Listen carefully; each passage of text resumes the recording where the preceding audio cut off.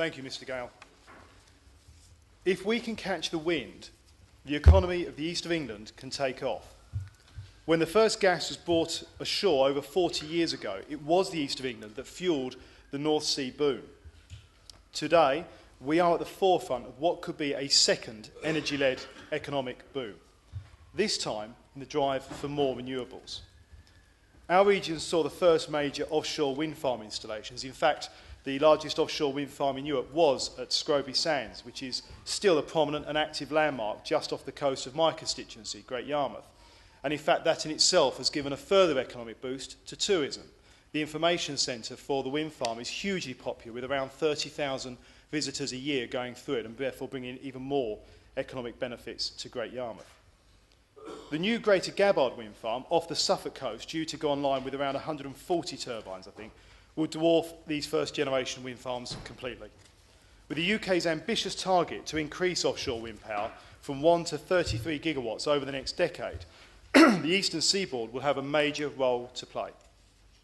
Although planning agreement for the Round 3 wind farms will not be completed before 2012, an area stretching from the Humber through the Wash to the Thames estuary will contain the world's largest market for offshore wind energy.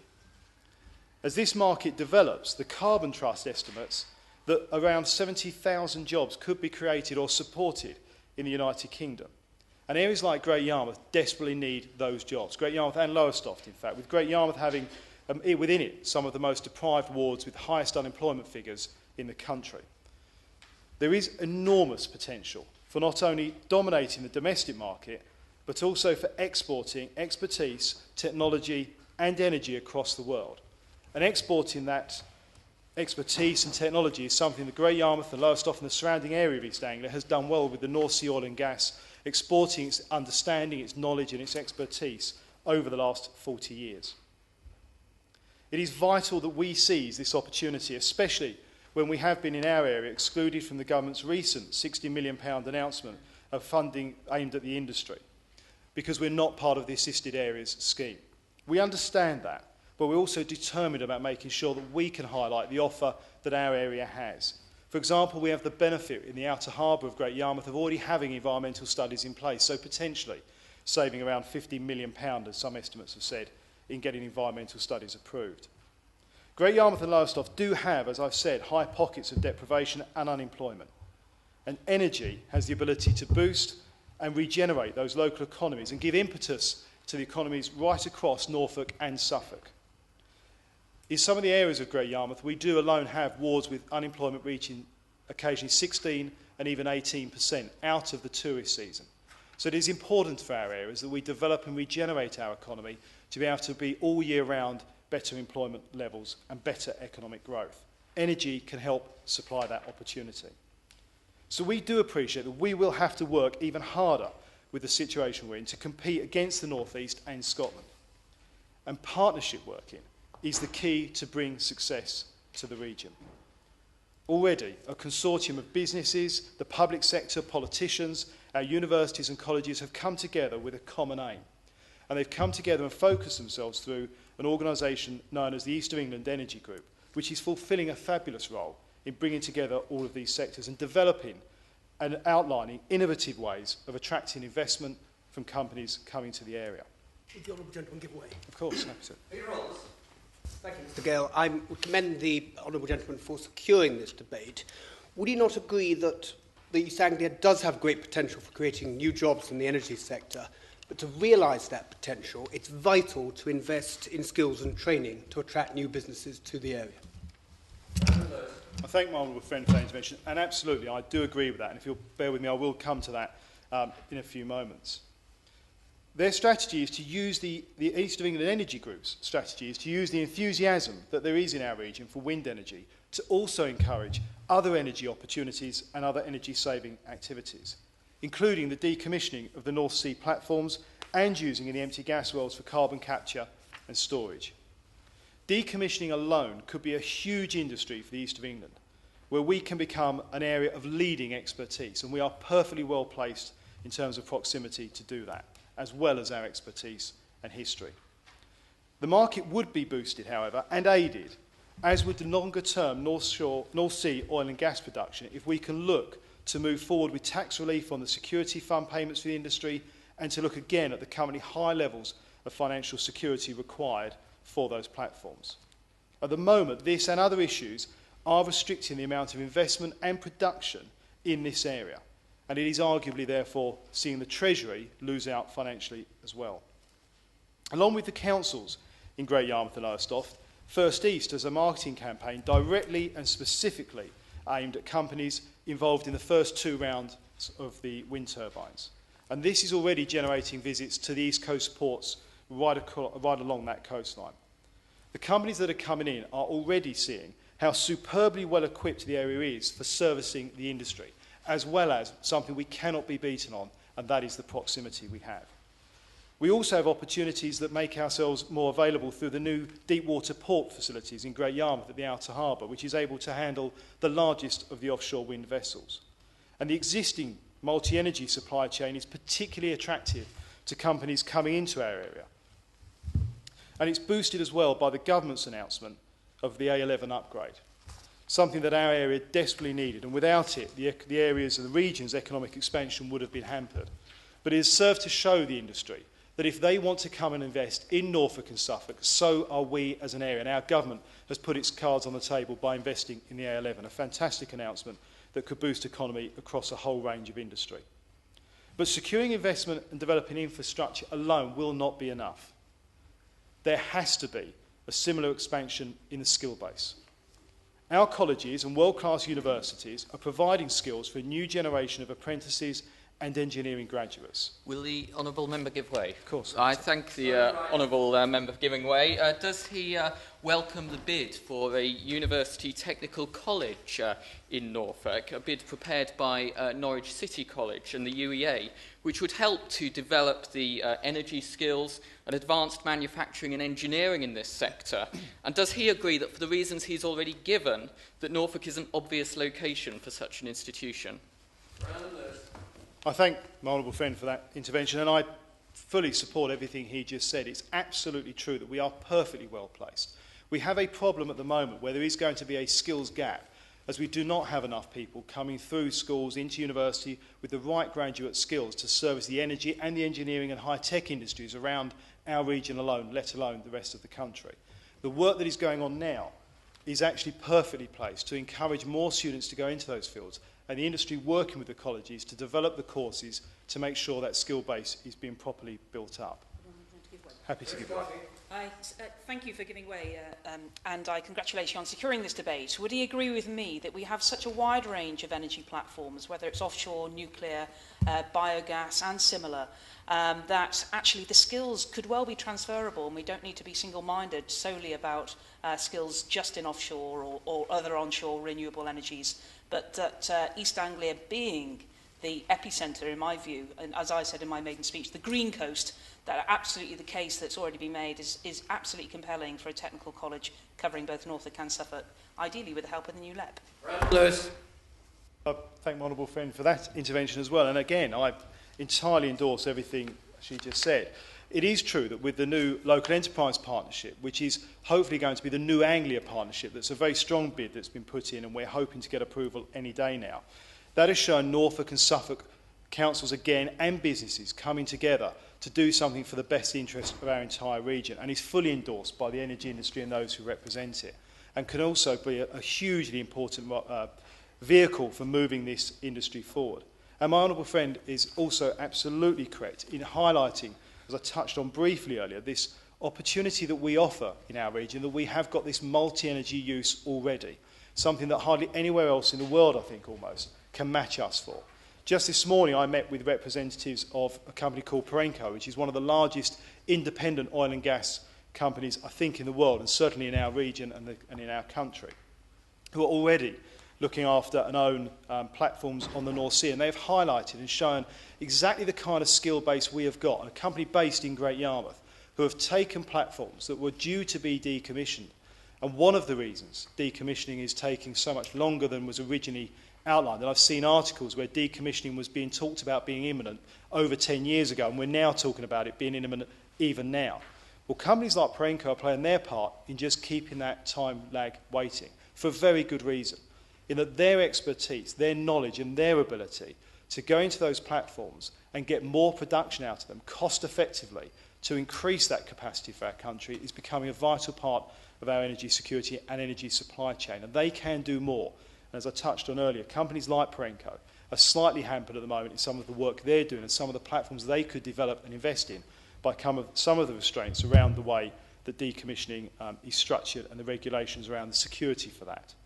And I hope the Minister will have heard that and take those comments forward. As honourable friends have mentioned, there is a planned skills centre which will act as a hub working directly with existing training providers as well as with industry to bridge the gap that is currently there and skills shortages.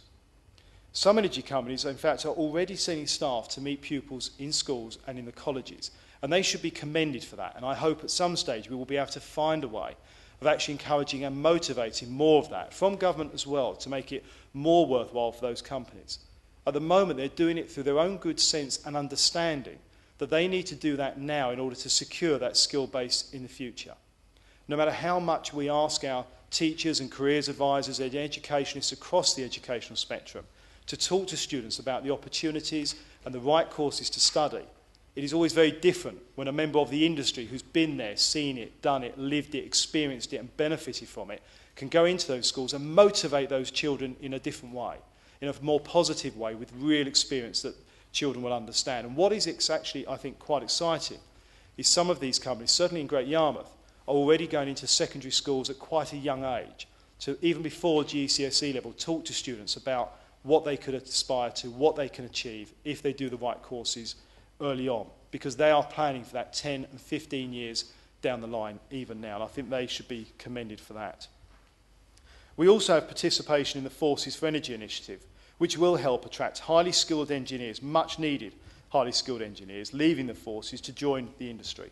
And they are ideal candidates to be retrained for key roles in the energy sector. And they can play an important part in this gap I've spoken about. With these companies going into schools now, they are planning for the next 10 and 15 years. What we've also got to do is bridge the gap for the next 2 to 5 years, and they can play an important part in that. In summary, we're not asking for a government handout, much as we might like one and would welcome one if one is offered at any stage. But we are happy to work hard and show why East Anglia is the place for companies to invest and to do our part to develop our economy. In fact, as I hope we've all outlined, we're kind of doing that already. What we do ask for is an even playing field, and for government to acknowledge the skill base we have, the offer we can make for our own and the wider national economy, and to recognise the excellent work that the private and public partnerships coming together are providing for our region. With Great Yarmouth Borough Council, Waveney Council, I think Suffolk Coastal, Norfolk County Council, Suffolk County Council, First East and private companies right across the region coming together, there's a long list of organisations in the private and public sector working hard to deliver for our region and our country. The perfect example of the big society, I would argue. The extensive network of companies, councils and training providers, some of which I've noted, in the Great Yarmouth, the Lower Suffolk and East Anglia area generally, will be one of the key driving forces towards our region and the United Kingdom having a green, secure and thriving economy. Thank you.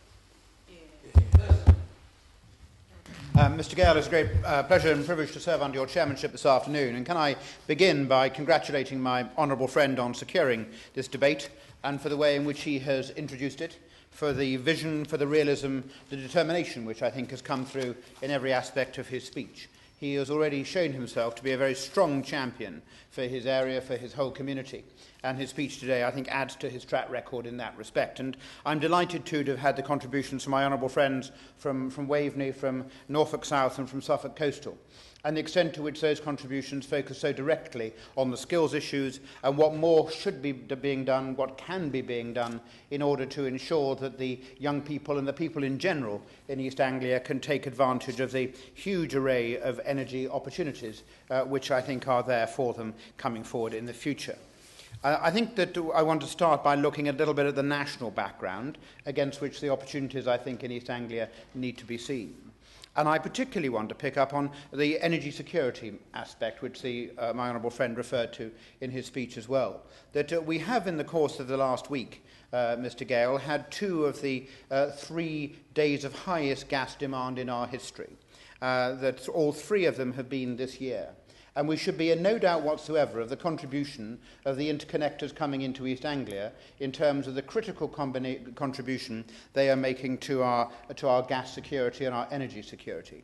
I've been pleased to give a licence to ENI, the Italian company, to develop what would be the largest gas storage facility off the East Anglian coast. They've still got to give it final approval, but it would be a very significant additional contribution indeed, which East Anglia would be playing in contributing towards our energy security.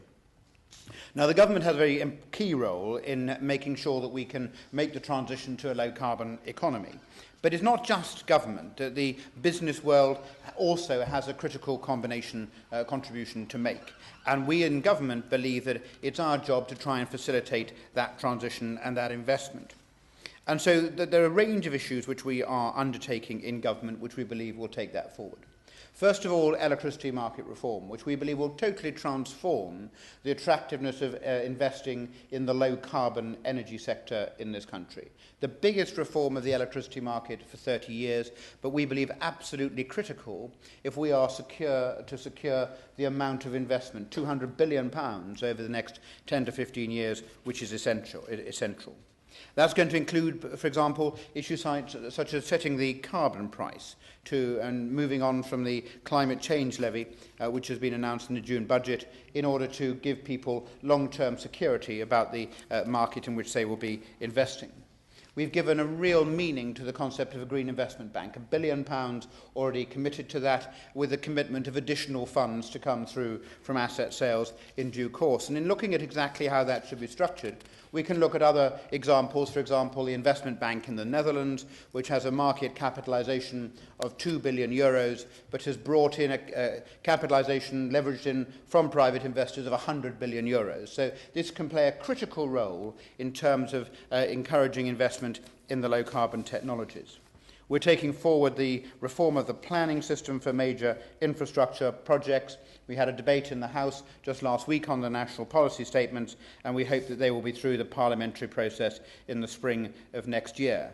And we're also tackling the barriers to the investment in energy efficiency by launching the Green Deal, which will be the centrepiece of the energy bill coming forward in the next few weeks, and also making sure that we take forward the rollout of smart meters with greater determination and greater drive than has been the case before.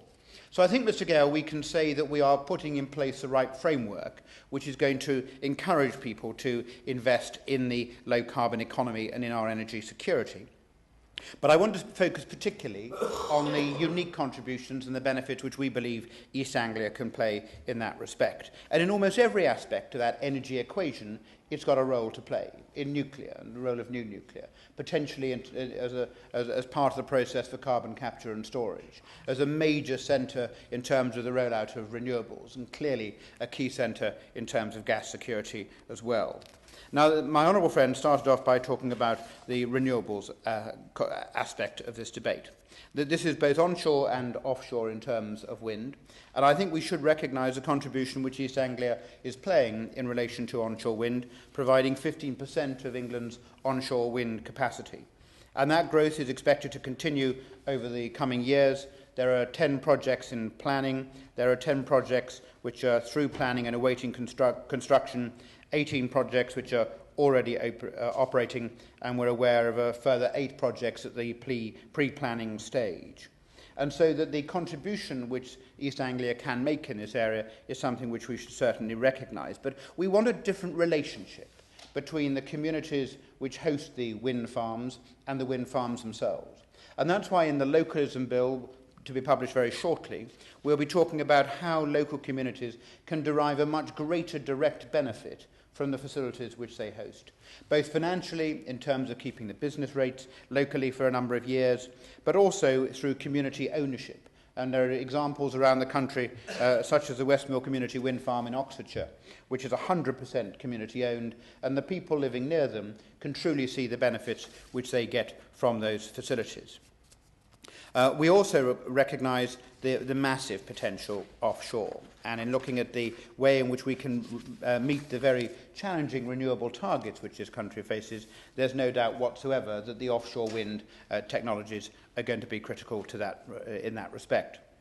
My honourable friend has already spoken about Scroby Sands, and I'm very pleased he highlighted the effect that's having on tourism and the 30,000 visitors a year going to view the facility there. Because I think that shows that there is a great public interest in this technology, in the opportunities which are there. And it's going to be, I think, of immense importance to us as this moves forward, that we should have that public support and public interest. The Crown Estate has awarded development rights for the East Anglia offshore wind farm zone under the third round of the offshore wind development. Initial studies have identified a target capacity of over 7 gigawatts, which would be enough to provide clean, green energy for 5 million homes. And I'm delighted that the first project in the zone has already been identified with a scoping application recently submitted. Known as East Anglia 1 offshore wind farm, covering an area of approximately 300 kilometres squared, it could support up to 1.23 gigawatts. East Anglia is also well placed to exploit the opportunities provided by the expansion of offshore wind manufacturing, and I wanted to demonstrate the positive impacts of this emerging industry, not only on the local economy, but for our country's energy security, growth and environment. But we want to do this based on realism rather than just grand plans. And that's why next spring we will be publishing a robust delivery plan for renewables to make sure that people can be absolutely clear about what we want to see delivered, people can understand what the role of government will be in making that happen, and what we believe will be the role of others in delivering that. But my honourable friend has also once again raised his concerns about the issue of the ports competition. And I understand the frustration which he and my honourable friend from Waveney had, that this is to focus on assisted areas, which is necessary because of European funding rules. But what I want to be able to reassure him is that that will not be precluding investment in areas which are not assisted areas. That we are very pleased with the work which the Crown Estate is doing, where we have agreed a statement of intent to work together to support the development of the UK's offshore wind manufacturing capacity. And this is to ensure that port infrastructure requirements do not delay offshore wind development. And that will be looking at the opportunities around the country. That will not purely be focusing on the assisted areas, it will be looking at the potential which is there in many, many different parts of the country. And through the conversations which I've had with both of my honourable friends in this respect, I understand their real determination and drive to bring investment to their areas, and I commend them for the great personal work which they're doing to draw attention to the opportunities which are there, which are some of the greatest opportunities in terms of our port infrastructure anywhere in the country. I think there are also issues which need to be addressed for the reassurance of the constituents of my honourable friends in relation to the grid connections and to how that will be joined into the national grid. There is, I think, growing concern about the need for upgrading the national grid. It will have to be substantially rebuilt over the coming years to respond to the way in which our energy supply is going to be changing. Offshore, we have already made changes to the market in order to try and encourage investment in the offshore sector, with businesses being confident that they will be able to get their power to market when it's able to generate. But that also brings two aspects which I think we have to focus on. First of all is the substation, the junction point between where the cables come on land and how that ties into the national grid. That there is, I think, a national interest in trying to make sure we contain the number of substations which are going to be required, because they are substantial and they will cause local concern. And so we are trying to make sure there is a strategic overview in the way that we look at this as well. And also to make sure that in looking at where is the most appropriate place for the power to come on land, that we look at what is the existing onshore grid infrastructure. Because I understand from my honourable friends in East Anglia, as in other parts of the country, of the concerns which they have about the new pylon infrastructure. And that therefore we will be taking a strategic view as well to see how best this can be taken forward. Now, my honourable friend rightly also focused on the oil and gas decommissioning areas. And this is the oil and gas has been an extraordinarily successful industry for this country. It supports 450,000 jobs and it has capital investment worth around £5 billion a year. It is still today one of the most extraordinary successes that we have. But as we know, the decommissioning of offshore oil and gas platforms and infrastructure will start to speed up, with around 260 fields in the UK continental shelf having to be wholly or partially removed from UK waters over the next 30 years. It's estimated that there will be around £25 billion of work in the decommissioning market in the UKCS over the next 30 years. And this presents a huge business opportunity for the UK supply chain and the East Anglia region in particular, given that it has roughly one-third of the installations on its doorstep. And I know that the work which Perenco is doing, which Shell and EDF and others are doing, have been very, very important for the region, but also for this vital task for our whole nation. There's significant engagement with contractor companies, including AF Decom, Aker Solutions, and Schmulders, the Dutch company.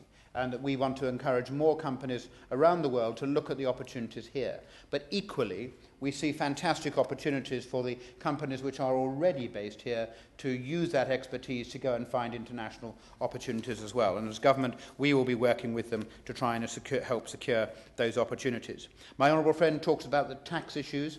We will ensure that the Treasury have heard his comments. He'll understand why I'm not able to make any personal commitment on those matters today, but we understand that these are issues which our friends in the Treasury will be looking at with a great deal of care.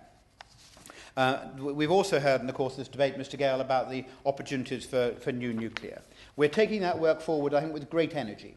That we have taken through this House the process of regulatory justification, a key legal stage, with one of the biggest majorities this House has seen on a significant issue in recent times. That Sizewell B is is our most recent power station in the nuclear fleet, generating 3% of our entire electricity needs in the United Kingdom. And that we know that that is a favoured site by EDF for a new reactor moving forward, that they have identified sites at Hinkley Point near Bridgewater in Somerset and Sizewell as the sites for their new reactors, which would potentially amount to 6.4 gigawatts of new power. But as has been said in this debate, so much of this comes back to the skills agenda. And in order to take advantage of the opportunities which are there in the power sector, we have been working with Cogent and with others in order to help ensure that young people and others have got the relevant skills in order to take part in this process. That Cogent have estimated that in the nuclear sector alone, that there will be in the manufacture, construction, operation of a station with twin reactor units, there will be 21,000 person years of work over a 6-year period. Now that equates to 3,500 full-time equivalent personnel each year. And that is the scale of the opportunity in terms of new employment in this area. So we see in this area a massive opportunity for British business and for those businesses which are already established in East Anglia. And the role of business is absolutely to help us secure the low-carbon economy and the low-carbon future which we want to see. There is no doubt that they need government support and government work, cooperation, in order to make that happen. And at the same time as we're taking forward those changes, which I believe will help to transform the attractiveness of the energy sector in this country to international investors, we will also be working to reduce the regulatory burdens on business. My honourable friend, my colleague, Lord Marland, has been in contact with 250 organisations to explore the scope for reducing and simplifying the burden of red tape imposed by my department. The ideas generated by his contact with these organisations and what DEC plans to do as a result has already been put up on our website. And I can give an absolute assurance that if there are barriers to investment which shouldn't be there, which government can remove, we will focus upon those. So I think, Mr Gale, we've had an extremely valuable debate about an issue which is absolutely critical to the whole of the East Anglian area. I congratulate my honourable friend and my other honourable friends for the contributions which they have made to this debate, but more importantly for the contribution they are making to the sustained energy future of their counties.